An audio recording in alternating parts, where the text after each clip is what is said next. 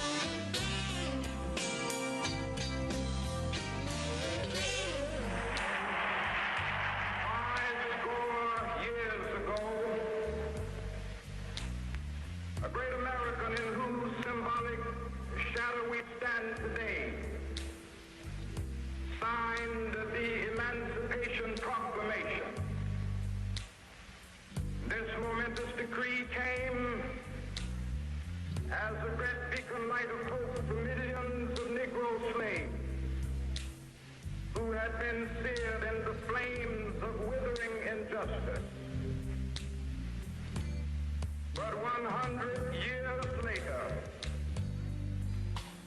the Negro still is not free. 100 years later, the life of the Negro is still sadly crippled by the manacles of segregation and the chains of discrimination. 100 years later, the Negro lives on a lonely island of poverty in the midst of a vast ocean of material prosperity and finds himself in exile in his own land.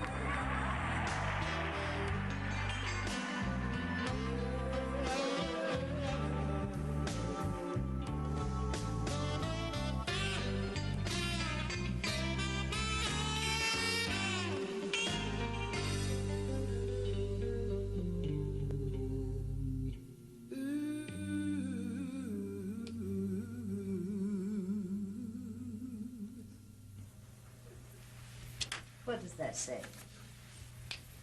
None. What is your name? Can you read that? Sure. Well, I can't. Cross it out and write it so I can read it. Okay.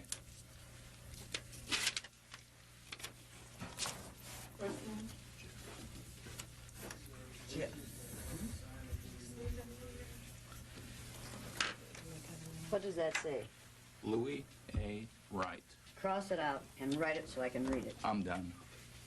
No, don't pat me, number one. And number two, you either follow the rules or you leave. Now, get your name on there so I can read it. They asked for my signature, that's it. Write your name on here so I can read it. No, ma'am. This man is out of here. We need your name tag. This man is out of here. He isn't going to follow the rules. He isn't going to stay. You're out of here. Your person. Simon? Are you the security person? This man is out of here. Okay. Sign in here, according to iCall. Sit down.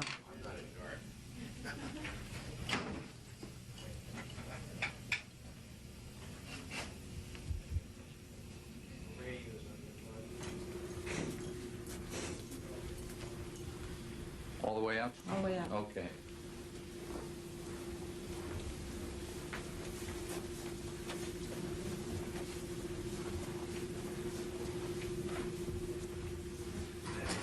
You can go in this room. Thanks. Sign in here, according to iCall. Well, I guess I'm over here in the non. I'm not brown. Your person? No. Sit down.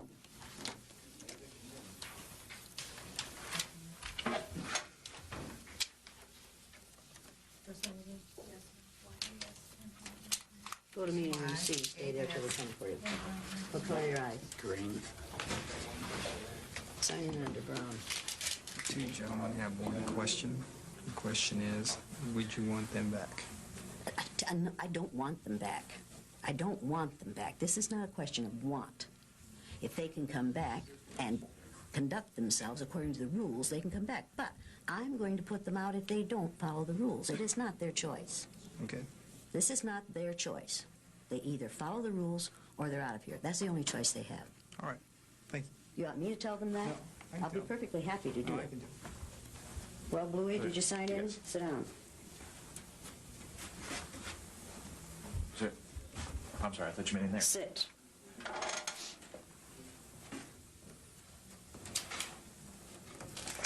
Go to meeting room C and stay there till we come for you.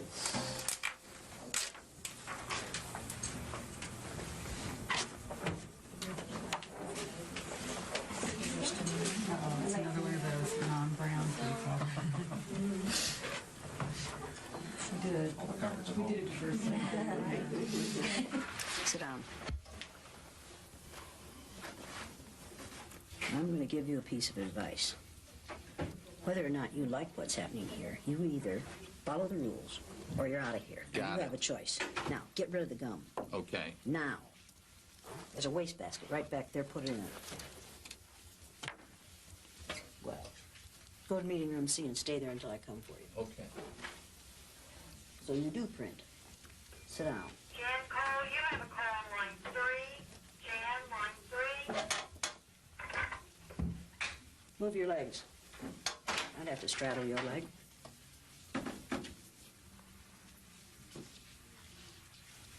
I'm going to warn you. You may be big and you may be tall, but you do exactly what I tell you to today. Do you understand that? Don't have a problem with that at all. Good for you.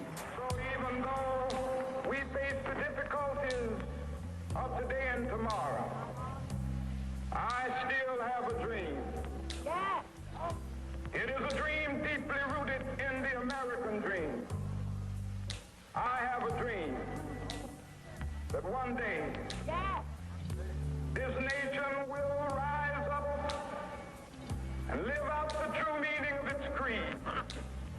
We hold these truths to be self-evident that all men are created equal. I want every white person in this room who would be happy to be treated as this society in general treats our citizens, our black citizens. If you, as a white person, would be happy to receive the same treatment that our black citizens do in this society, please stand.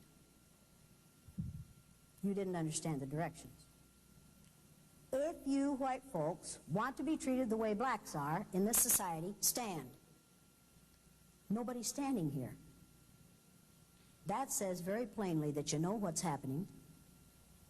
You know you don't want it for you. I want to know why you're so willing to accept it or to allow it to happen for others.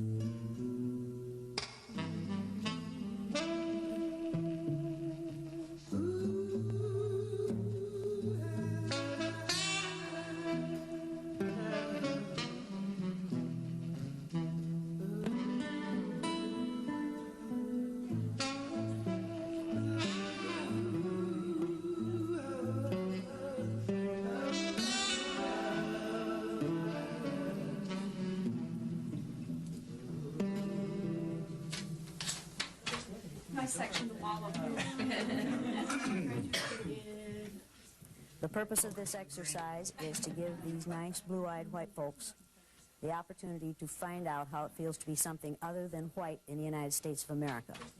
And these people today are going to learn more than they want to know. The purpose of this exercise is to help these people walk in the moccasins of a person of color for a day. What I am going to do is assign to these people, on the basis of their eye color alone, all the negative traits that we have assigned to females, to people of color, to gays and lesbians, to people who have disabilities of any kind, to those who are obviously physically different. We are going to assign to these people all the negative stereotypes that we have so easily assigned to those groups. We are going to lower our expectations for these people, and we are going to force them to live down to our expectations of them.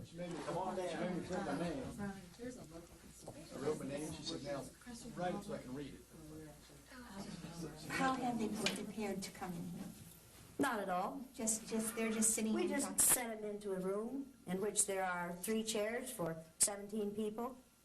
Now, It's hot in there. it's hot in there. Is it hot in there? Well, then it's probably smelly, isn't it? Because blue-eyed people sweat a lot, and you know they don't smell good. So I wouldn't want to be in that room after they've been in there. We don't tell them anything. We just send them to the holding room.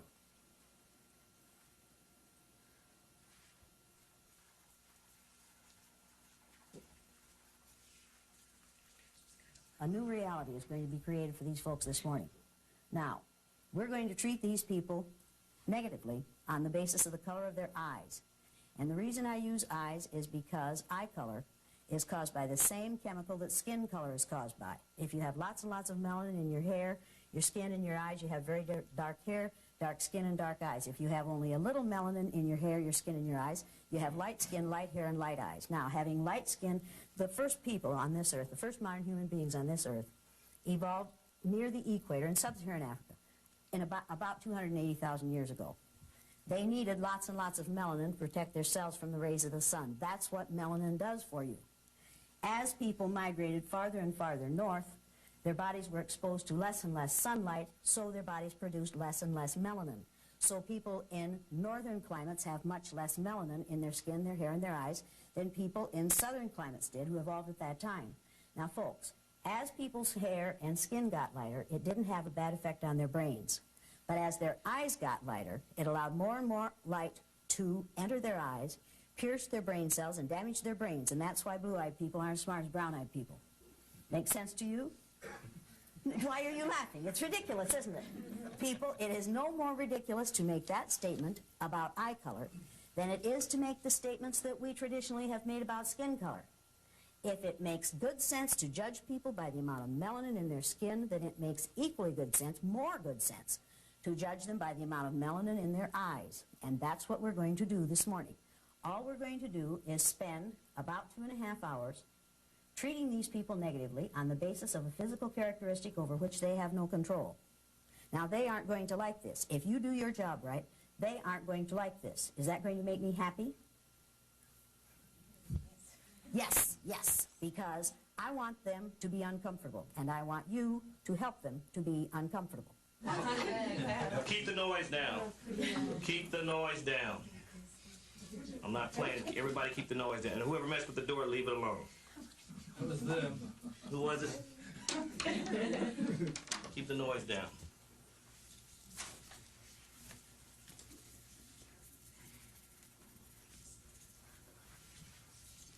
we should sing "We Shall Overcome." Does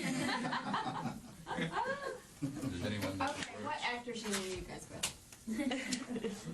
You see what this badge says? I'm not an actor. Keep the noise down in here.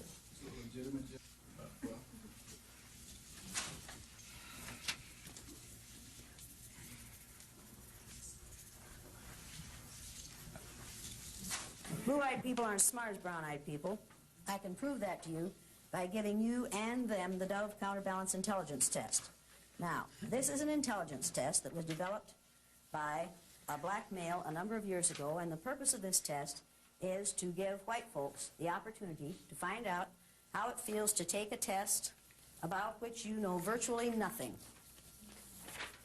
and have your IQ based on your ability to pass a test about which you know nothing, that you have learned nothing about. We do this with people of color and with immigrants in this country all the time, and we base our judgment of their IQs on their ability to respond to items about which they haven't learned. The blue-eyed people aren't going to know many of these answers because they aren't very intelligent, because they haven't had to learn about people who are different from themselves, because they have only had to learn about white culture. This is a test that is based on the black culture of a number of years ago in this country. These blue-eyed people won't know many of these answers because they aren't smart, they aren't caring, they aren't curious, they don't feel that they have to learn about those who are different from themselves. That's the way they are. You people, you brown-eyed people, are going to know at least half of these answers because you are smart, and you are caring, and you are curious about those who are different from yourselves, and you've learned a whole lot about those who are different from yourselves, and I'm going to give you the even-numbered responses. Now, this is not cheating, people. This is called reinforcing our position of power in this room. Everybody understand that? We do this all the time in the public, private, and parochial schools in this country. It is one of the ways we teach people who the superior people are. We give culturally biased tests on a daily basis in this country. Make no mistake about that. We use culturally biased textbooks. We have culturally biased pictures on the wall. We teach a culturally biased history. Our maps are culturally biased. And they are culturally biased in favor of white people. Make no mistake about this, people. It's what we do. I know how to do it. I've been doing it as a public school teacher I did it as a public school teacher for 25 years. I know how to teach cultural bias, and I know how to teach racism. All you have to do is use most of the textbooks that are available in schools today. Now, I'm going to give you the even-numbered answers to this test. I want you to circle the letter of the correct response. For number 2, circle letter E. Number 4, circle C. Number 6, D as in dog. Number 8, C.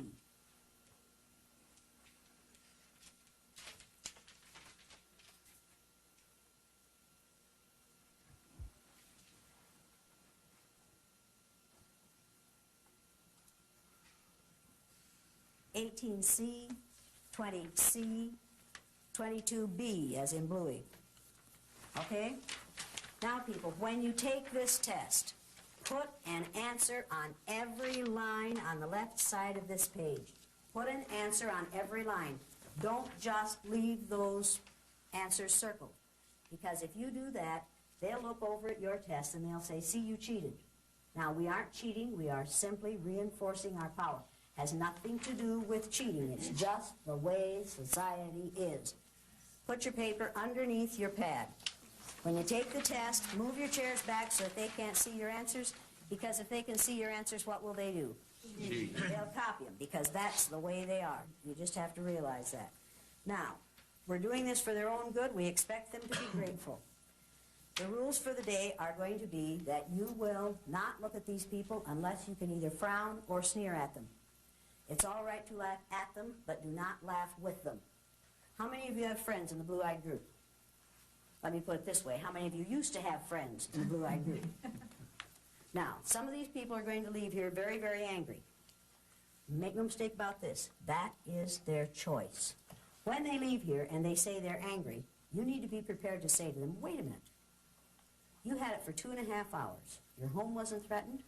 Your family wasn't threatened. Your job wasn't threatened. Your income wasn't threatened. Your future wasn't threatened. And you had it for 2.5 hours, and you knew it was temporary. You knew it was going to be over at least by 6 o'clock this afternoon. Why are you so angry? And if you are so angry after 2.5 hours, can you apply that, the way you feel about that anger, to what it must feel like to live with this for a lifetime? In order for this exercise to work, it takes your cooperation. Now, how many of you are going to cooperate with this exercise? Raise your hand if you're going to cooperate. Why are you so slow at getting your hand up? Because it sounds like rude behavior, and I would normally not, I would go out of my way not to be rude, so I will have to try to do this. Do you normally go out of your way to prevent other people from exhibiting these kinds of behaviors toward people of color and people with disabilities and gays and lesbians and... Go out of my way to prevent that treatment? 50-50. I mean, yes and no. Yes, sometimes they do, no, sometimes no. No. People, the only thing necessary for the perpetuation of evil is for good people to do nothing.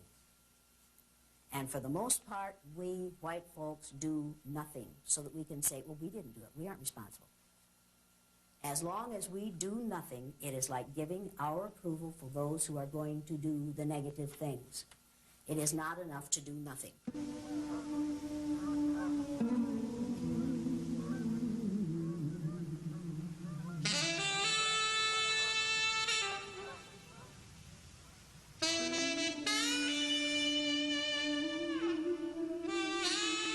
I got the idea for the blue-eyed, brown-eyed exercise from reading about what the Nazis did during what has come to be called the Holocaust.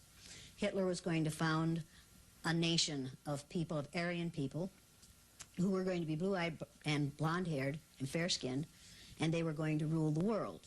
And one of the ways they decided who went into the gas chamber during the Holocaust was eye color. I decided on the day after Martin Luther King was killed that I would do what Hitler did. I knew it worked for him. I thought it might work for me. I decided that I would pick out a group of people on the basis of a physical characteristic over which they have no control, and I decided that it would be eye color. I didn't know for sure that that had really happened. I had read about it, I had heard about it, and I had seen movies about it, but I wasn't sure until I read the book Mengele and also the book The Nazi Doctors, and realized that yes, indeed, this was true. And in the book Mengele, which I have here, and which is one of the really scary books I've ever read, it talks about him doing these experiments without benefit of anesthetic, either chemically or surgically, on people of all ages to find a way to change people's eye color from brown to blue, so that when they found a brilliant brown-eyed Jewish person, they could change that person's eye color and so make that person a member of the master race.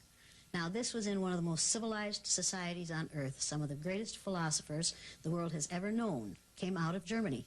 And here, this man with this intelligence taught us all that if you have enough brains and enough power, you can kill other people who have a lot of brains who have no power, and you can do it on the basis of a physical characteristic over which they have no control, or a religious belief with which you disagree.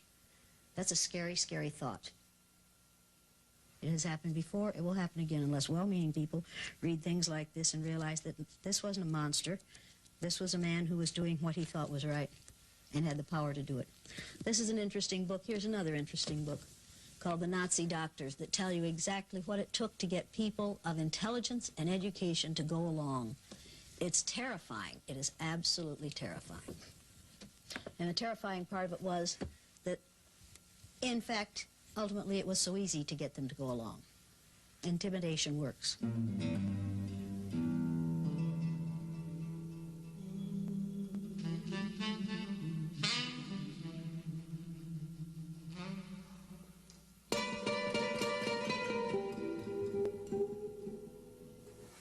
So what's going to happen for the rest of the day? So, I mean, we're really not afraid of anything happening to us. We know realistically nothing is going to happen to us if we walk out the door, but we can still play the game. Play gin. Right. Right. We want coffee. We want air. Air would be good. There's nothing that says we can't have that. We've just been passively sitting here because we're good people and they ask us to. Absolutely. Now, we're going to call these females girl, honey, sweetie, baby, chick, darling, What are we going to call these males? Boy. Boy. Boy. And you don't say boy, you say boy. When it's properly said, it's a two-syllable word. Boy. And we use boy to keep black males in their place on a daily basis. All we have to do to lower someone to the age of 5 to 12 is call him a boy. And we do it to accomplished black males over the age of 70. And we get away with it. Now, for 2.5 hours, we are going to make these people look inferior and feel inferior. How many of you think these white folks can take this? Now, people, think about what you've just admitted. You've just admitted that you think that adult, sophisticated, educated, white men, positions of some power, and in a couple of cases, I think, real power, can't stand for 2.5 hours what you expect the child of color to live with from the moment he or she is born. Do you really believe that? Do you really believe that these white people can't stand 2.5 hours of being treated verbally the way they treat other people for a lifetime? Because if you do, you've just admitted something extremely interesting. You have just said that people of color are stronger than white folks. That we have created a situation in this country in which we have built tremendous strengths into people of color, and in which we have not built those same tremendous character strengths into white folks, particularly white males. Does that bother you at all? It's called survival. It's called survival. Absolutely. It's a survival skill. Bear in mind that these people are in their child ego state, and that's where they're going to stay, because people are easiest to control when they're in their child ego state. So these people are being treated like children, and they're going to act like children, and it's what we do with females in this country every day. We treat them like children, and when they act like children, we say, see, you're acting like that because you're female. Now, people, if you are tempted to look at one of these people and wink at them, to let them know, without me catching you, that you really don't mean any of this, I'll change your eye color so fast it'll make your head swim. So just let me catch you looking at your tall white friend here. Just let me catch you doing that, friend. Let me see your eyes. You'll join them quick. Right away. You want to be with them? Okay, Brownie, you're going to be a bluey. It will not make you comfortable. Do not give these people any kind of reinforcement, people. Do not smile at them. Do not look. If you're sad for them, don't let them see it. And some of you are going to be sad for them. You look like you're sad for them already, and we haven't started yet. You aren't sad for them? Good. Good for you. That's the right attitude. Just don't want to be one. Now, people, all I'm asking you to do is act white. That's all I'm asking you. Just act white. You white people know how to act white. You've been doing it all your lives. You people of color know how to act white. The way to get ahead in this society, if you're a person of color, is to act as white as you possibly can. Now, am I exaggerating here? Is that the message that this society sends? Assimilate. Assimilate really means act white. Assimilate means be as similar to the power group as you possibly can be, which means act white. And you can turn intelligent, bright, committed, conscientious, ambitious people into people who act lazy and slovenly and stupid and slow and unmotivated. And you can do it in 15 to 20 minutes, and that's what you're going to do this morning.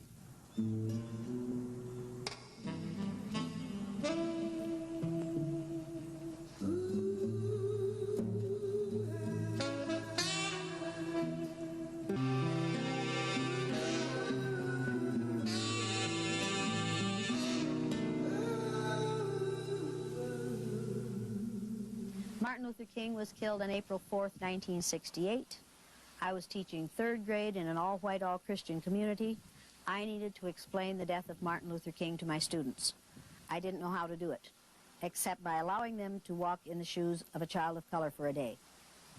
The first time I did it, no one knew until my students wrote essays about it, and those were published in the paper.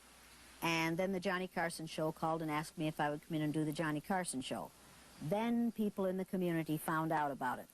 then all kinds of unpleasant things happened. I got vicious calls in the night. We got, probably between 500 and 600 letters, a third of them so ugly and so obscene that I couldn't share them with my third graders. That fall, when people came to register their children for school, their offspring for school, 20% of those who had children coming into third grade said to the principal, "Don't put my kid in Elliott's classroom." Every year after that, the same thing happened, only sometimes parents would call in and say, "I don't want my kid in that nigger lover's classroom." And the principal never had to say, "Which nigger lover do you mean?" Because we all knew there was only one. My children were beaten and spit on, my own offspring. We have 4 children. They were abused by their peers, by their teachers, by the parents of their peers. My parents lost their business. My father died totally isolated 3 years ago in the community in which his great-grandfather was one of the first settlers, isolated because he had raised the town's nigger lover. I've learned a whole lot about racism.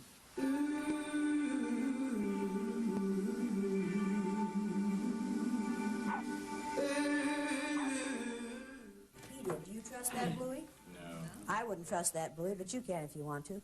Now, I want those collars on the outside of your coat collar or dress collar or blouse collar or shirt collar or whatever it is you're wearing.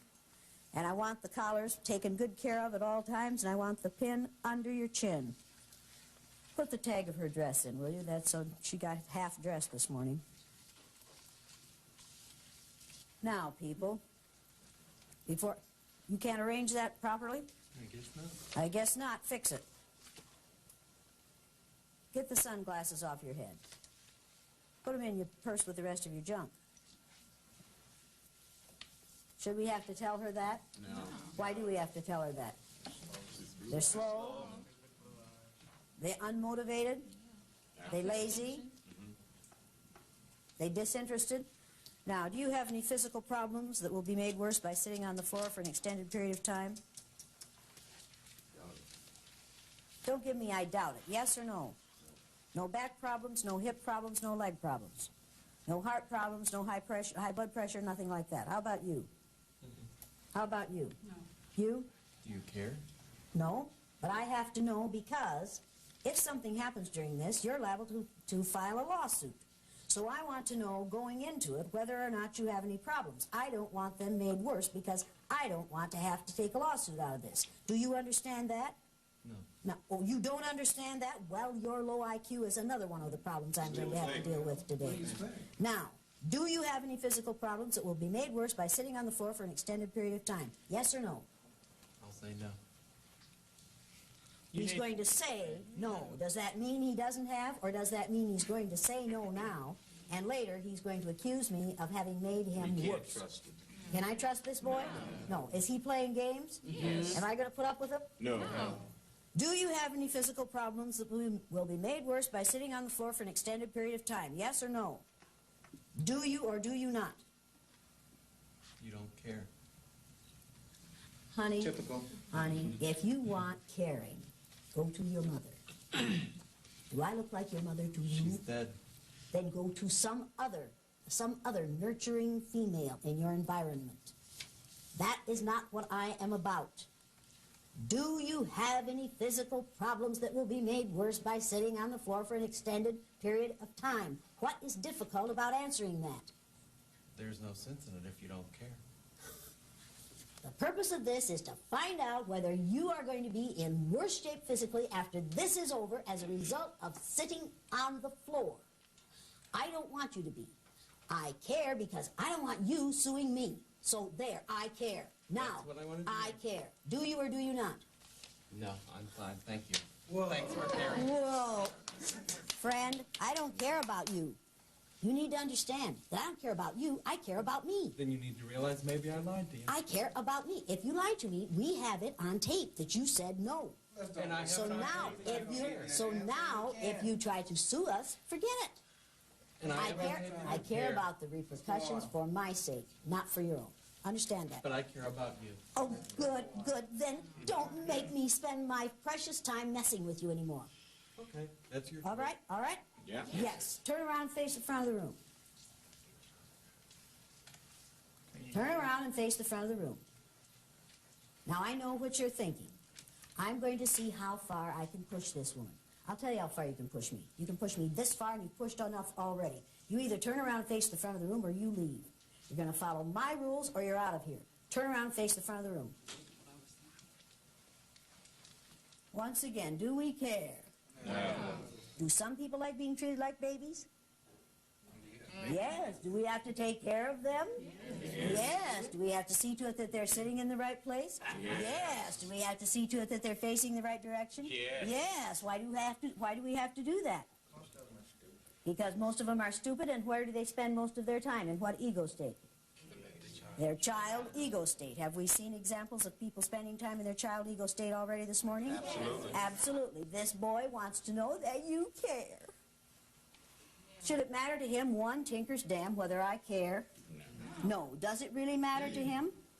No. But does he want me to force me to care about him? Yes. Can he do that by behaving the way he did? No.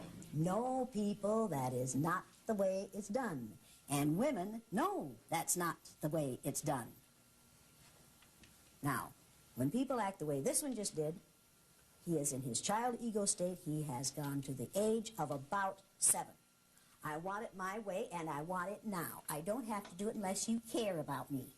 Now, I'm going to teach you the listening skills. Since you have already indicated that you have difficulty remembering things, I'm going to ask you to write these things down.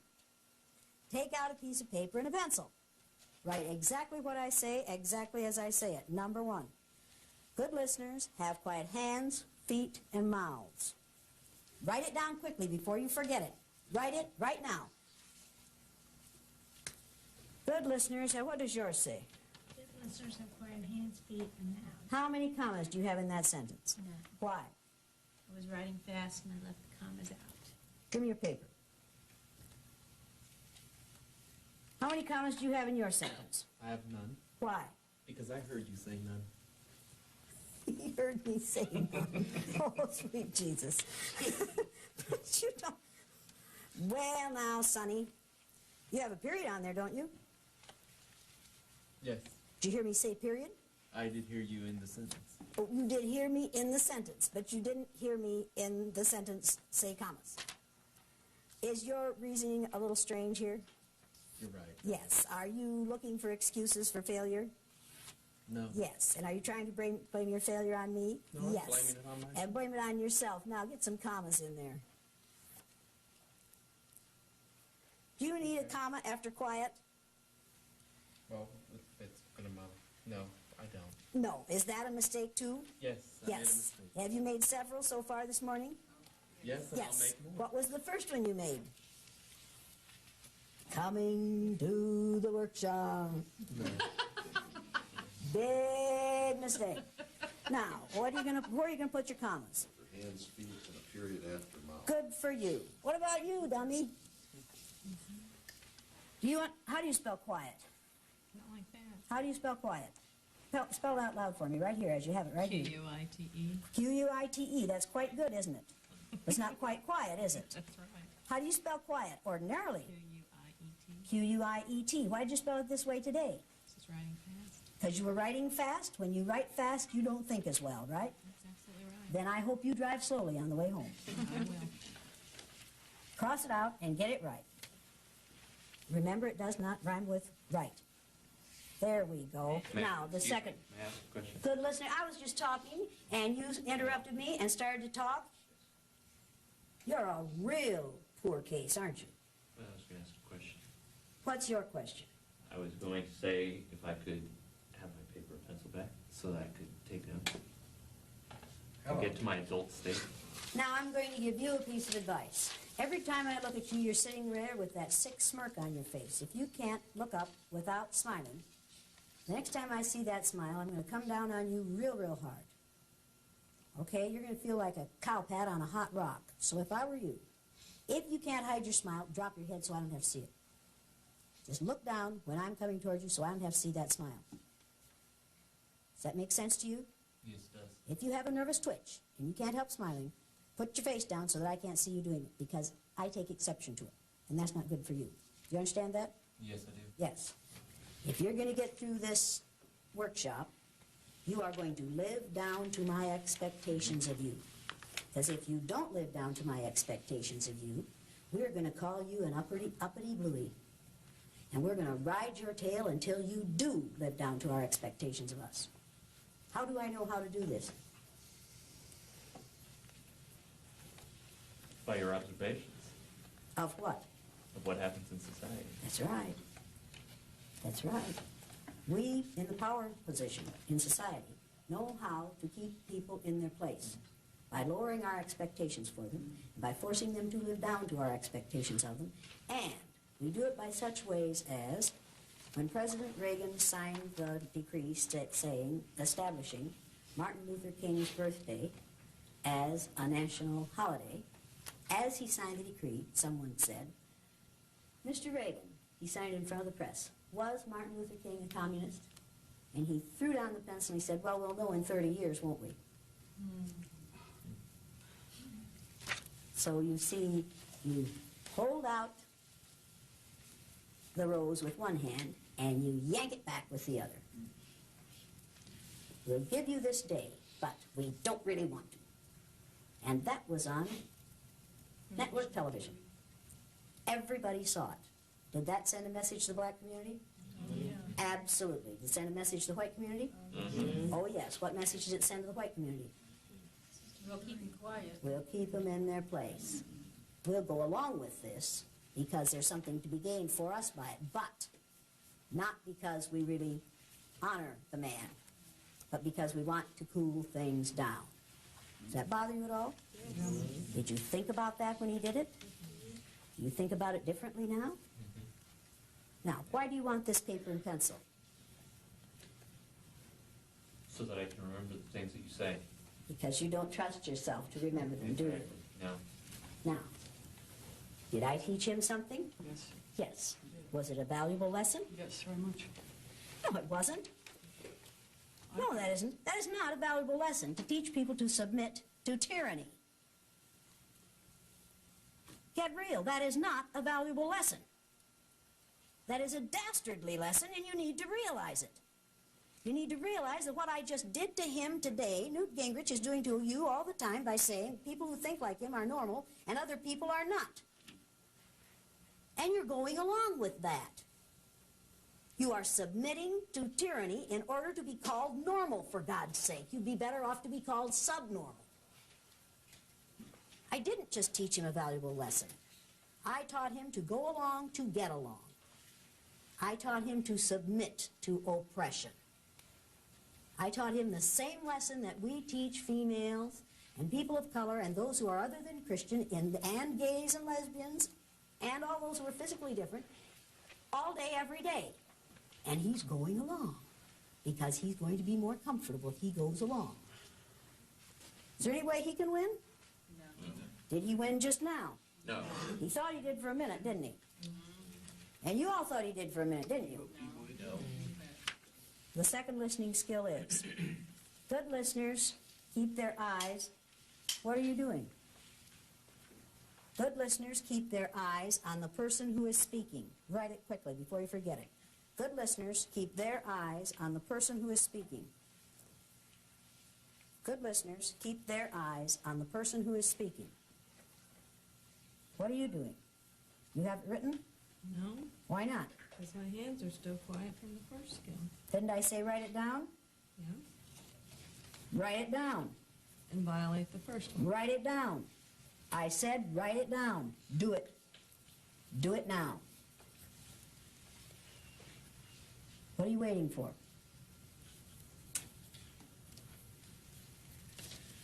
Now I'm going to warn you about something. In case you don't recognize it, I'm messing with your mind. Now, I told him to conform, and then I said it was stupid to conform. So then you decided that you wouldn't conform. So now you're in trouble. Now, what had you better do? You never know what to do. That's right. That's right. Just the minute you think you've caught on to the rule, what did I do? You changed them. I changed the rules, people. Am I good? You're good. Am I good? Do I know how to do this? Absolutely. I'm a white female. I learned how to do this at my mother's knee. I know exactly how to do this. I can turn you every which way but loose. And there ain't no way you can win. And we can do this outside this room. Our society does this on a daily basis. We build people up and then we tear them down. We're doing it with Colin Powell right now.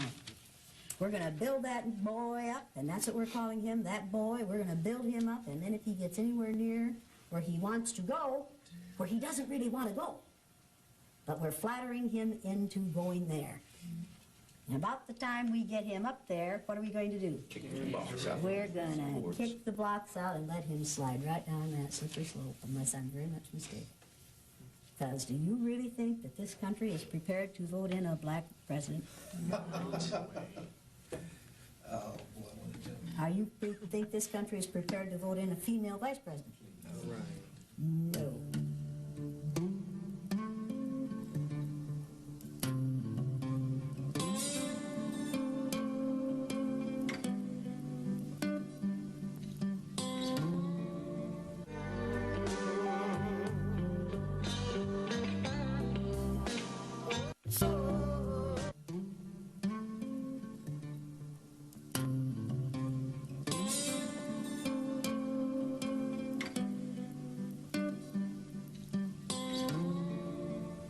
This town calls itself the City of Beautiful Maples, and these are all hard maple trees lining both sides of most of the streets in town. In 2 weeks, they will all be these gorgeous yellow and orange and red and gold colors. And people will come from miles around to see the color in our trees. And this city is just so proud of that wonderful, wonderful color in these trees. But they do not want people of color to come and reside in this community. We love color in our trees. We do not want it in our skin. And it breaks my heart because it is so, because this is a beautiful little community, and they're very proud of their feelings for one another, the size of their churches. Their churches are full every Saturday, every Sunday, and every Saturday night. It's wonderful. It's a wonderful place to raise children. As long as you don't want to raise children of color here. It's heartbreaking. The first time I did this exercise in 1968, my parents sold 42 lunches in their little hotel lunchroom in Riceville. The day after it was shown, they sold 2. They never sold more than that again. That was the end of their business. Their business was killed by what I do. Somebody has said good deeds won't go long unpunished. I found out how very true that is. I learned a lot about racism in a short time. And it wouldn't have bothered me as much if I had been the only one they exposed to that kind of behavior. But nobody confronted me in all those years. To this day, no one other than my peers one time have confronted me. But they got at me through my children and my parents. And I find that very, very difficult to forgive. The Jews have a saying. They say that you have the right to forgive others for what they do to you. You do not have the right to forgive them for what they do to others.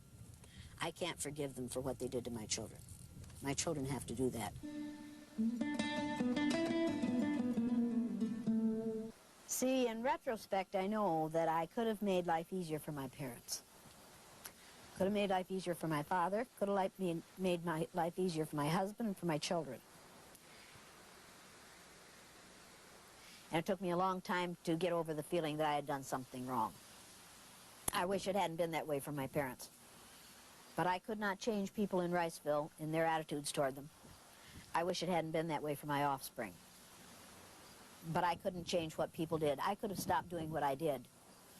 But there would have been a whole lot of learning that didn't take place. And there would have been some good things that didn't happen to my offspring. And if I had stopped, it would have been saying to my kids, when things get unpleasant, just stop what you're doing. Just go along to get along. That wasn't a message I wanted to send to them.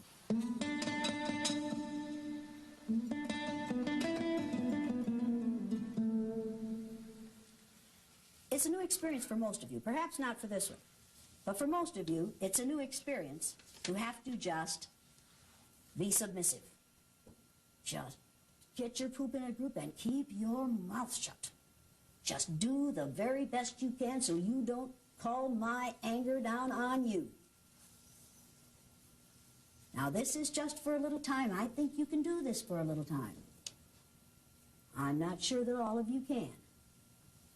This is going to be a good learning experience for you. Remember that in this situation, you people have no power. Absolutely no power. So quit trying to exercise what you don't have. Quit trying to run the show. You need to decide how big a risk you want to take. Let me tell you something.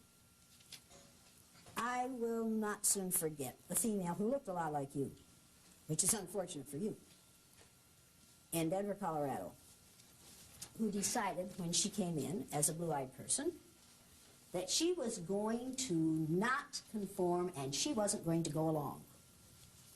And she went up and down the 2 rows of blue-eyed people saying, "Come on, brothers and sisters, come with me and defeat the oppressor. Come with me and refuse to go along with this. Do not go along with this. Do not take this abuse. Come on, we can demonstrate and we can make a difference." Made a total fool of herself. The rest of the blue-eyed people felt that there was an opportunity here.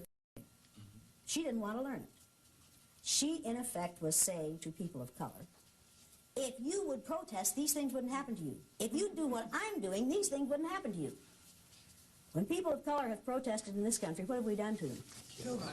Killed them. But you see, as a white female in that situation, she was in no danger whatsoever. And she could walk up and down that line protesting and demonstrating until hell was over, and she knew that she wasn't going to get put in jail, and there were no dogs, and there were no whips, and there were no fire hoses, and there were no guns in that room. And she had no gas chamber, and she had absolutely nothing to lose. Now, when you have nothing to lose, when you're risk-taking with nothing to lose, that's not a risk. No. So what she was doing was absolutely insulting to every person in that room. And I didn't want to touch her, and I didn't want the security people to touch her because that was a corporation, and I didn't want her to sue the corporation. She finally went out. I said, "Get this woman out of here." She went up and lay down on the floor at the front of the room. I said, "All right, folks, here's the way it is. We're going to vote on this. If she stays, I go. Now, I'm going to leave the room, and you participants vote on whether she stays." Now, I was getting paid for being there. It's a risk. She's getting paid nothing. I walked out of the room, and I took all my stuff, and I walked out of the room, and I stood in the hall, and I thought, "You dummy. You dummy, what have you just done? You have probably just lost a large account." I stayed out of the room. Pretty soon, here 2 people came out, one with a blue eye and one brown eye, one on each side of her, leading her out of the room. And they voted for her to leave. Why? She was impeding their process of learning. She was keeping them from learning, and she wanted to keep them from learning, and she wanted to be the power in that room. Was I going to let her be the power in that room? Absolutely not. No. Would that have sent a bad message to every person of color, every gay, every lesbian, every person with a disability, every older person, every person who wasn't blonde in that room? Would that have sent a bad message to them? Yes. Absolutely. Was I going to let that happen? No. No. Were the rest of them going to let it happen? No. Who was responsible for them voting what I thought was the right way? They were. They were. They were. And this constant arguing only says, I, as a white female, have the power to argue in this situation because I know I'm really not taking a risk at all. I'm simply being seen. I'm simply playing look at me. 3rd graders play look at me, see how cute I am, see how funny I am, see how I can disrupt the process. That's what she's doing. Therefore, what is her mental state at this point? What is her ego state at this point? She's in her child ego state. Now, you have a choice to make. You can either be in your child ego state or in your parent ego state or in your adult ego state. Now, when you're on the floor, It's going to be real hard for you to be in your parent ego state because you're going to have to look up at me. I would suggest that you get into your adult ego state real, real fast, like instanter. It's my intent to be an adult. When are you going to start? It's my perception that an adult does speak up. But I think your point is well taken. In this situation, is it a smart adult thing to speak up? No. No. Is it a smart thing for a blue-eyed person to speak up at this point? No. What does it do every time a blue-eyed person is disruptive at this point? Makes them all look bad. Makes them all look bad. Does it reinforce all the negative things we've said about them? Absolutely. She's proving all the negative things we've said about them, isn't she? Do you want her to do that for you? Do you want her to do that for you? No, but you're going to be asleep anyway. Do you want her? You didn't tell me you were taking a tranquilizer. Do you want her to do that for you? Do you want her to do that for you? No. Do you want her to do it for you? Do you want her to do it for you? What about you? Oh, yeah, you do, because it shows that she cares, right? It shows that she cares. I'm going to do you a favor. Trade places with him.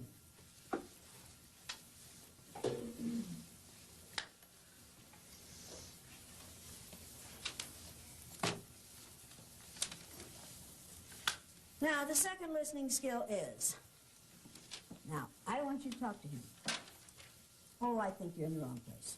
You trade places with him.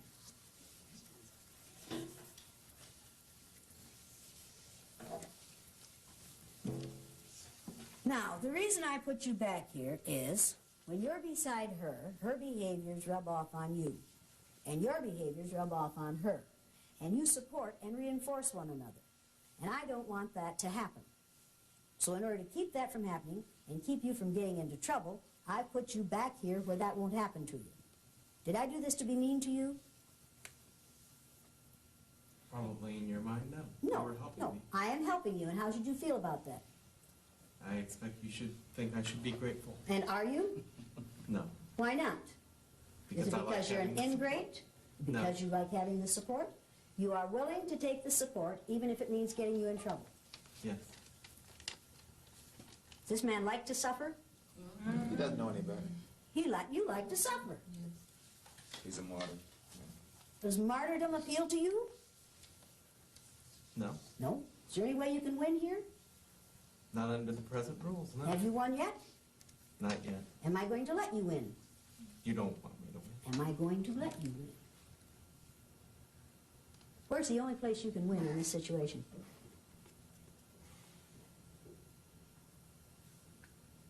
I can. Can you win in your mind? Yes. Yes. Yes. So within me, I can. Within you, you can win. But will I know that you have won within you? Yes. No, I won't. And neither will they. Because we will use everything you do against you. I won't know that you have reinforced yourself inside yourself. But will you know that? Yes. Yes. Is that valuable to you? Absolutely. Absolutely. Is that going to be hard for you to keep on doing that while I keep on badgering you? Yes. Yes. Are you going to have to keep working and working and working to make that happen? Is that fair? Every day? Shit, no, it isn't fair. Did you think this was going to be a fair day? No. No. You think what goes on outside here is fair? Absolutely not. Absolutely not. You spend a whole lot of time outside here holding it in and winning inside yourself, even though society doesn't want you to? Yes. Yes. And do you? Yes. Who do you think spends more time in that endeavor? You or that man right there? Probably that man. Probably that man right there. Probably. What I'm doing to that man and to you happens to his children, unless I'm mistaken, in the school on a daily basis. Am I mistaken? All the time. All the time. And when you watch that happen to your children, and know you'd better maintain a low profile if you want them to get through the school year, what does that do to you? Tears me up. Tears you up. What does it make your sons think of you? It's a difficult situation. Difficult situation. And who makes that situation difficult? You know who makes it difficult. Yeah, I know who makes it difficult. You're damn right I know who makes it difficult. I make it difficult, and people who look like me make it difficult. And do we spend a whole lot of time feeling badly about it? We talk a lot about it. If we didn't enjoy it, what would we do? Stop. We'd stop doing it. We'd stop doing it. Are you folks on the outside, you brown-eyed people, having a better time here today than they are? Yes! You have more fun than they are? Yes. Have you had fun yet? Why not? Yeah, and what, as a result of being a blue-eyed person, what is going to happen to you? Be treated differently. That's right. And is there anything you can do about it? Not one thing. Is there anything you can do to change my behavior? None. Absolutely. His tears bother me? No. No. His wanting me to care about him bother me? No. His embarrassment bother me? No. Does the embarrassment that females suffer in the workplace bother the powerful males in the workplace? No. If it did, what would they do about it? Put a stop to it. Immediately. Immediately. Is what happens to people on reservations, on Native American reservations in this country, bother the people in power in this country? No. Not one bit. We are going to increase that pain instead of ending it. Do we care? Do you care? Now, you all could have learned something in the last hour or hour and a half that you've been in here. You could have learned something about how discrimination works and how it feels to be on the receiving end of it. You could have learned about society and society's rules. You could have learned about how hard it is to be in control when you have no control. You could have learned something about power and the use and misuse of power. And a reality that you have never experienced, I think, before. Most of you, I think, have never experienced the reality that you are experiencing this morning. Have you? Before this? Have you? You? Have you? You? Not in this country. You? You? I like the way you say not in this country. You? Have you? Have you ever experienced anything like this before? I've experienced discrimination because of being a woman, yes. Of being a white woman. Do you think the discrimination being visited upon you as a woman is the same as the discrimination that is visited upon her as a woman? Her reality. And your reality in this country, you do not live in the same country that she does. You live in the United States of America, but you do not live in the same country that she does. And neither do I. And neither does she. And she says she has never experienced this kind of treatment in this country. How many of those of you who are brown-eyed have experienced this kind of treatment in this country? The land of the free and the home of the brave, in which you are citizens.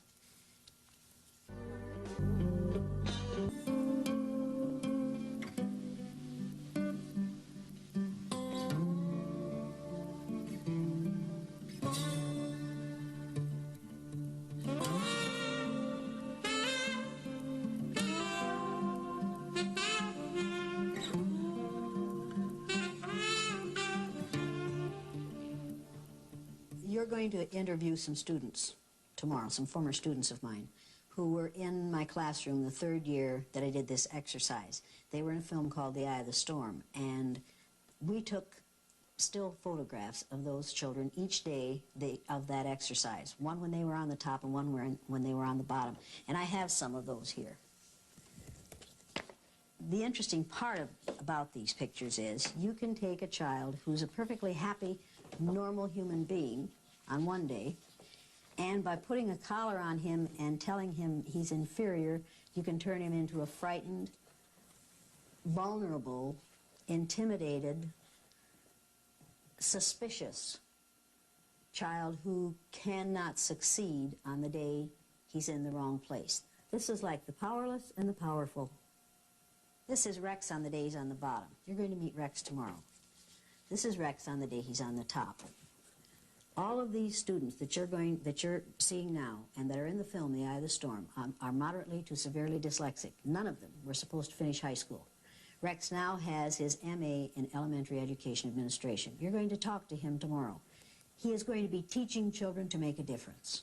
This is Sandy on the day she was on the bottom. And this is Sandy on the day she was on the top. Sandy's the one who said, when we did our reunion 5 years after they graduated from high school, I asked Sandy whether having had this exercise when she was in third grade had changed her life at all. She's the one who said, yeah, now when I hear one of those bigoted remarks, I wish I had one of those collars in my pocket. And I could take it out and I could whip it around that person's neck and I could say, now you wear that for 2 weeks and see how you'd like to live that way for a lifetime.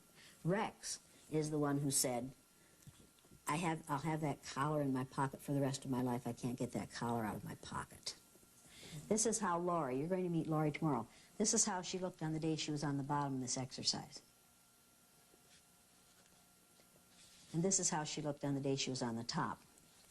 Now you think about this is just one day in these children's lives.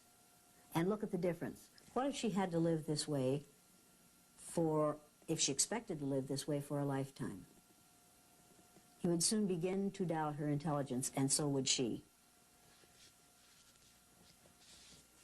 I don't think I had a picture of Milton in there, did I? But this is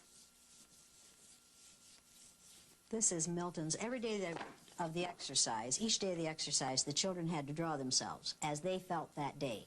And this is how Milton drew himself. This is the day he was on the top, and they drew these and colored them. And Milton has an eye for drawing like I have only seen in one other child in all the years that I've taught. But because he was dyslexic, he got no respect from the school, and so his life is down. It's just a wash, and it breaks my heart because he's probably the most talented child I have ever seen artistically. But this was all in yellow, and there's an angel on his head on the day he's on the top. On the day he's on the bottom, this is all in black, and there are flames, red flames up in here, and there's a little red devil on top of his head. But if you feel like this when you go to school in the morning, every day, or if you feel like this every morning when you go to school, are you going to do a better job than when you feel like this? See, if you can create a situation in a school or in a society in which 11% of your society feels like this, and the rest of them feel like this, which would you rather feel like? Which part of society would you rather be in? Would you rather be one of the powerful or one of the powerless? And how dare society force people to live this way?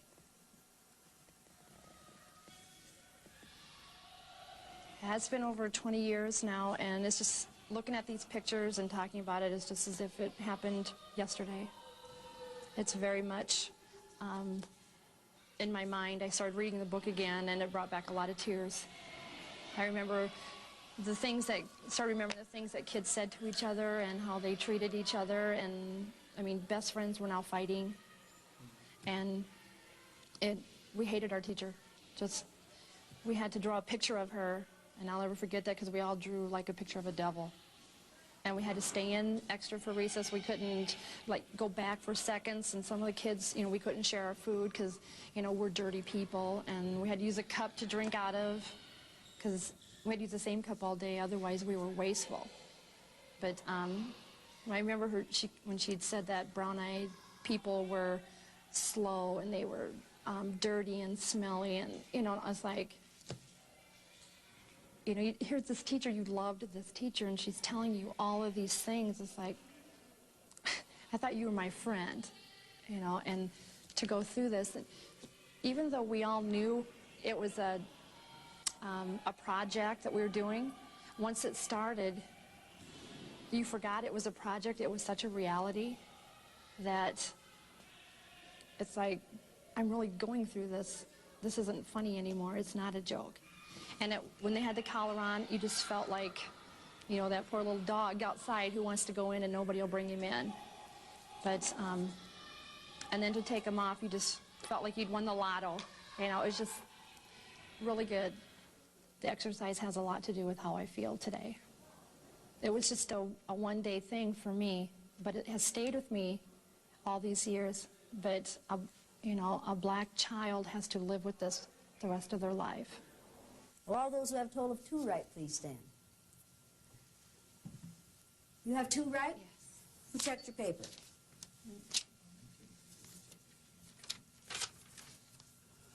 Where are the numbers on this paper? They're not on there. Did you know that when you stood? All I saw was that she said I got 2 correct, so I was relying on that. Did you know you didn't put any numbers on this paper?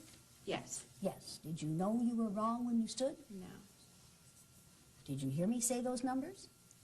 Did I say right number 3 first? I guess I didn't hear that. Oh, Are these right?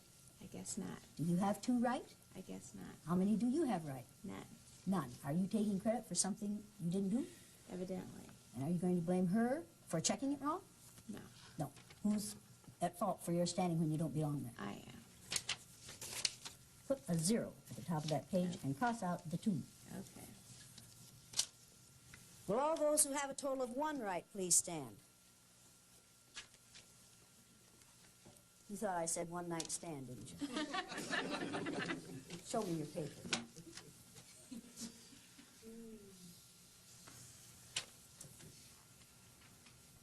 You want to check yours to be sure it's right before I look at it?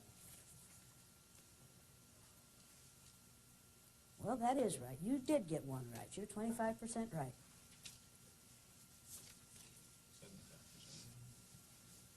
75% wrong. You're right. I keep forgetting.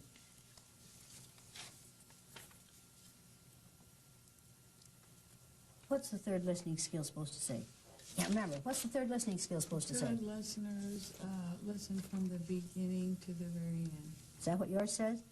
No, I left out very. Sure left out very, didn't you? Yes, I did. You have 1 right here? And I should have 0 correct there. That's right. Do you have 1 right here? Yes, I do. Is there 1 right? No, there is not. No. Should you be standing? No, I should not. So what are you going to do? I'm going to sit down and change that to 0. Good idea. So 2 of these people got 1 right. None of them got them all right. This is too hard for blue-eyed people?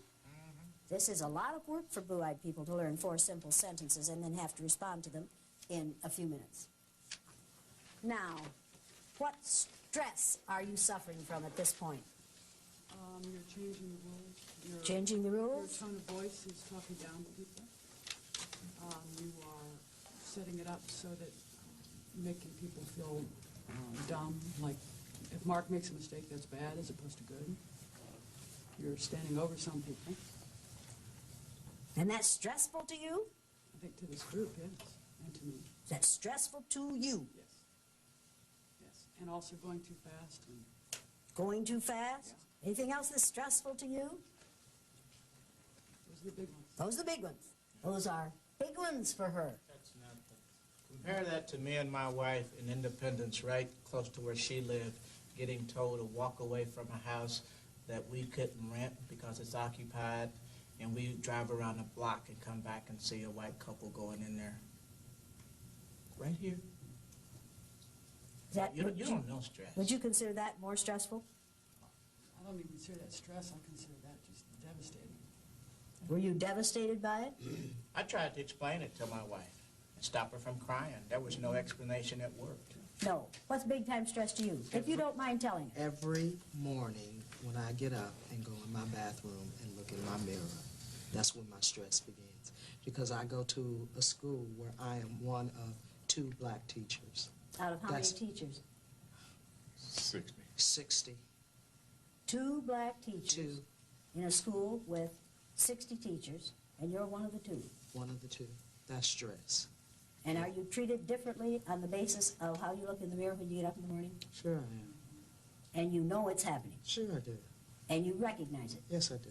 And you can identify it? Sure I can. And if you describe it to your white peers, what do they say? Oh, Linda, please. That's not happening. It couldn't be happening. What about you? Is this big time stress for you, as far as you're concerned? No. Do you get stressed like this? Do you have to perform in spite of it? Yes, I do. You have to do your job whether the stress is there or not. Right. If you give in to the stress, what do you have to give up? My job. Your job. This look a lot like a lot of stress to you? Very much so. It does? Yes. You think these people are stressed a lot? Well, they're stressed, but not what we go through. Okay, so is this big time stress compared to what you suffer? Very little. Very low. What about you? It's like a game. Yeah, looks like a game. Does it feel like a game to you? No. No. Does it feel like a game to you? You playing a game? Are you playing a game? No. Are you playing a game? Did you come in here prepared for a game? Did you think this might be a game? Did you think this is going to be a pleasant little day off work or spend your Saturday this way? Does this feel like a game to you? Quite a bit different. Why? Because we're on the spot rather than coming and changing roles and That's right. leaving the moment out. Now, let me make something perfectly clear here. We are not going to reverse this today. Yesterday, I heard a couple of women say, well, I kept quiet because I thought she was going to reverse it and then she'd use what we said against us. I had no intention of reversing this, because if I reversed this, it would no longer be reality. That would be like saying to people of color, after we white folks have been on top for a while, then we're going to turn the tables and you're going to get your chance. See, if it's a game, then everybody has the opportunity to win. In this situation, and in society at large, not everybody has the opportunity to win. We do not have freedom and justice for all. We have freedom and justice for some, but not for all. This is not a game, because not everybody in this room is going to have the opportunity to win. You're never going to win, Maggie, if you keep writing while I'm talking. This is not a game. And are you role-playing? Hey, Yeah. in a sense. In a sense, you are. Your memory is bad because you're pretending it's bad? Are you having trouble remembering things? No. Are you having trouble getting things right? Yes, of course. Yes? Why? Because the deck is stacked against us. Because the deck is stacked against you. So no amount of pretending is going to get you to pretend that you've got those written correctly, is it? Correct. Correct. So the role-playing, hey, forget that. It's like Shelby Steele saying, as a black man, I have transcended race. Now, in your heart of hearts, all you people know that I'm lying to you about blue eyes. There's nothing wrong with having eyes of a color other than brown. And you know I'm wrong. Does that give you any satisfaction whatsoever? To know that I'm wrong? Is that making it all easier for you to go through this? No. You can transcend your eye color. Can you transcend my behaviors on the basis of your eye color? No. Can you transcend my eyeism? No. Can you change what is happening in here to you because you know that I'm wrong? No. All you can do is sit there and take it. Tell me what stress is. Now, wait a minute. He volunteered to tell me what stress is. I do not ask people of color to bleed all over the floor for white folks. I don't do that. You want to tell us? Go ahead and tell us. Stress is knowing that when you send a son or a daughter to school, that they have to start learning how to be the best. And no matter what they say or what they do, it's never good enough. Because I'm always going to find something wrong with you, to the point of where I'm going to make you so frustrated that you get into a situation where you become unstable and you can't be taught. So now you have to go over here. And now we have to test you. And we're going to tell you what's wrong with your child. We're going to make him a statistic.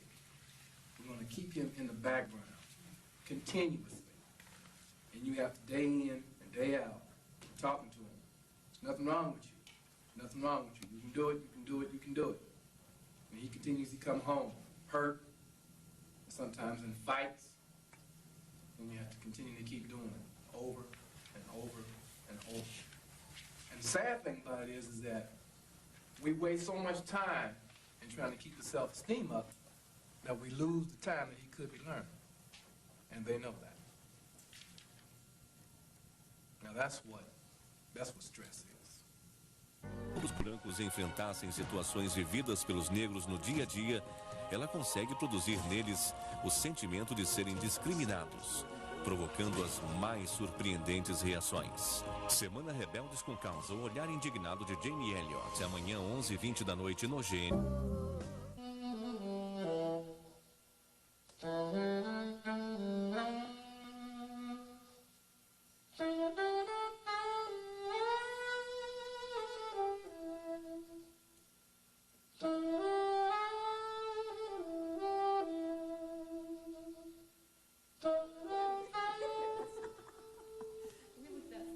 Oh my God. Oh my God.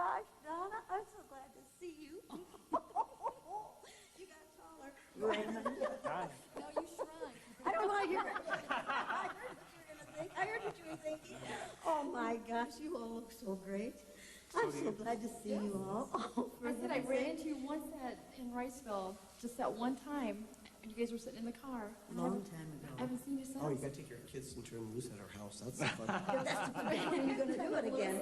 Well, I got the third one now, so I can be more than Yes, happy so to. now we can have more fun. Oh, my gosh, you all look so good. Oh, where's Lori? Working, they said. Perhaps so, yeah. Ah, shoot. Well, so be it. Oh, I have I'll have something him. for you. I have something for you. See this? This is Blue Eyes Ward Off Evil. Hey, I need all the help I can get, right? So I brought you each one. Oh, neat. But see, these come from Saudi Arabia by way of Sarah through Saudi Arabia. So when you wear them, think of Sarah in Saudi Arabia where men are men and the women laugh at them.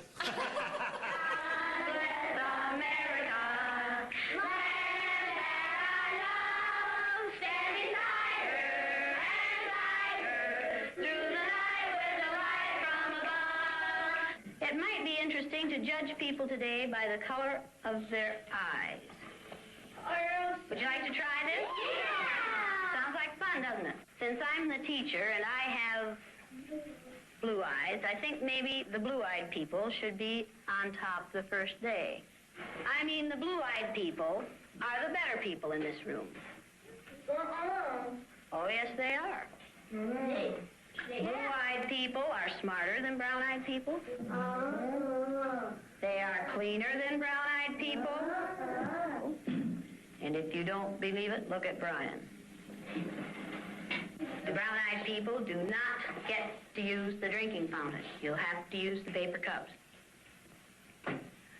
You brown-eyed people are not to play with the blue-eyed people on the playground because you are not as good as blue-eyed people. Well, the brown-eyed people in this room today are going to wear collars so that we can tell from a distance what color your eyes are.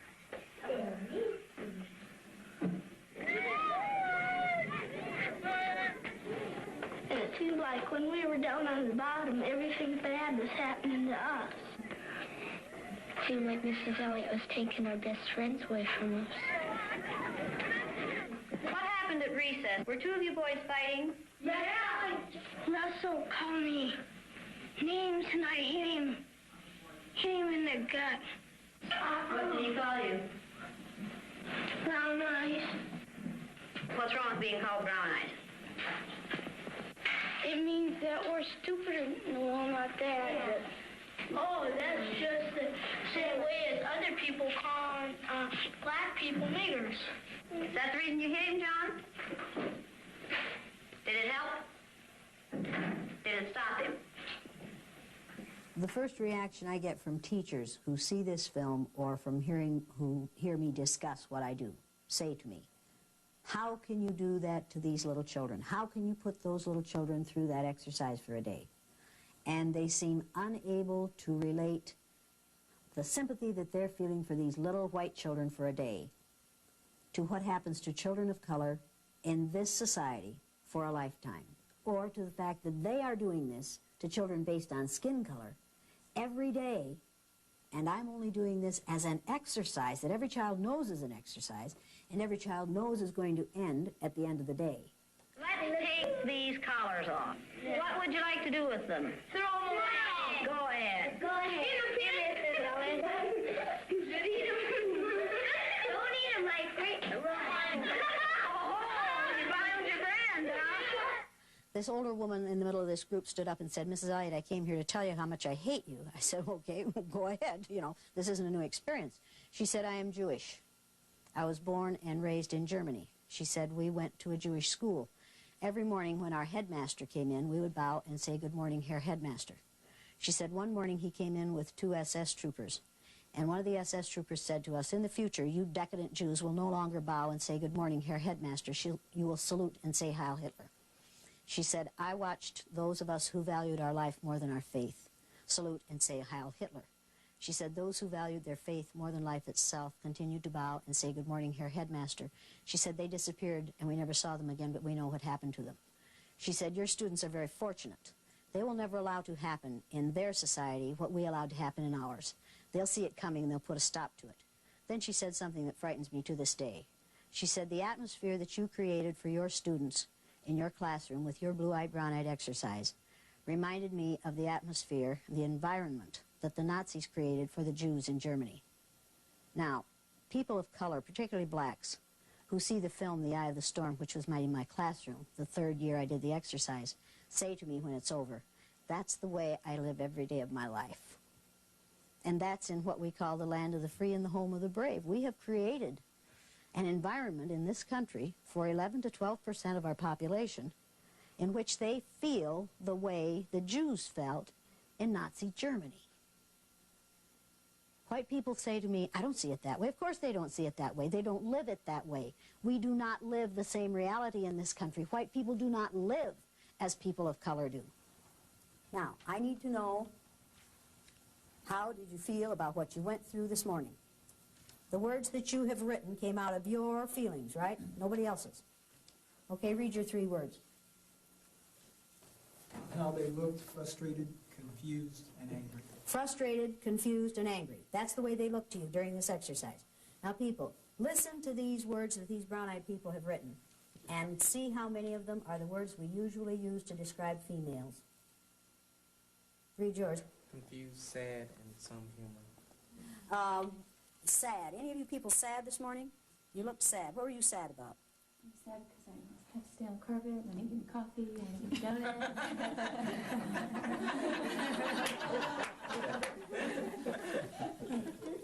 Valley girl? Like, wow, man. And I'll tell you something else. I'm going to give you a really valuable piece of advice. Okay. Get over cute. Okay. Now, I'm absolutely serious about this. Get over cute. Because you'll be cute until you're about 45. And then at 45, you won't be cute anymore. You'll just be an old broad. And there'll be a whole bunch of 18 to 40-year-olds there who are cuter than you are. And at that point, you will say, I want that promotion. And somebody will say to you, well, but see, I don't think of you as qualified. I just think of you as cute. And then you're going to howl sexism. Females, get over cute. Get competent. Get trained. Get capable. Get over cute. And those of you who are called Patty and Betty and Susie, get over that. Because we use those names to infantilize females. We keep females in their little girl state by the names we use for them. Get over it. If you want to be taken seriously, get serious. Get over it. Okay, read your 3 words. Confused, lonely, and uncomfortable. Confused, lonely, and uncomfortable. Yours. Ooh, did anybody in here feel lonely during this thing? What do you mean when you say lonely? Just like they're just... All alone. Yeah. They have no support group. Right. Here, all these blue-eyed people are together, but there's no support group. And each of them knew there was no support coming, didn't they? Did they catch on to that real fast? You didn't even seem to expect help from one another. Would you have appreciated some defense? Well, yeah. Well, yeah! Where's Daryl? Where's Daryl? Don't you say another word until I get my husband in here, because you are so like my neighbor, I can't believe it. Well, yeah! You would have appreciated defense. Yeah. Yeah. Did you resent the fact that none of them stuck up for you? Or did you think they've got to cover their own asses? I figured that they knew that if they tried to come to my defense, that you'd point your guns at them. And so I figured that's the reason that they weren't. When I was picking on her, why didn't any of you males defend her? Of course, I wouldn't have defended her either, but why didn't any of you defend her? Why didn't you defend her? It's like if you're picking on her, you're not picking on me. And so by the rules I kind of saw, it's like I'm just going to sit back and lay low. And let her do it to them. It's what makes racism work, people. It's what makes homophobia work, people. It's what makes sexism work. It's what's going to make ageism work. To sit back and do nothing is to cooperate with the oppressor. As long as you folks did nothing, I was free to do whatever I chose to. Read yours. parents said they looked intimidated, confused, and scared. Scared. Any of you people scared this morning? What were you scared about? I think the thing that made me most scared was when we talked about the, just doing this for a day, and how it really is a lifetime thing for so many folks. Why does that scare you? It scared me. I really got in touch with just the incredible injustice that I'm a part of. Yeah, yeah. It really scared me. Yeah. I was really aware of my stomach, and I was really aware once I really allowed myself to begin to really understand and really accept, the full impact of this. It started making me really sick. I just really felt physically sick at the. Now, you felt sick to your stomach this morning in a 2.5-hour exercise. Could that have anything to do with why so many black males die 9 or 10 or 15 years before white males do, and so many of them have high blood pressure and problems with heart and all kinds of problems that kill them early and have nothing to do with violence? Could having to confront this and deal with it, or not confront it and cope with it all day, every day for yourself and your wife and your children and your parents and your grandparents, make you sick? I guess probably the biggest thing is that it's really hard for me to believe that one person can make a difference. Have I made a difference in you? Yeah. How many people do you think I am? At the end of the Second World War, when they cleaned out the concentration camps in Germany, a Lutheran minister said, when they came for the Jews, I wasn't Jewish, so I did nothing. When they came for the homosexuals, I wasn't homosexual, so I did nothing. When they came for the gypsies, I wasn't gypsy, so I did nothing. When they came for me, there was no one left to do anything. Now, think about it. Just think about that.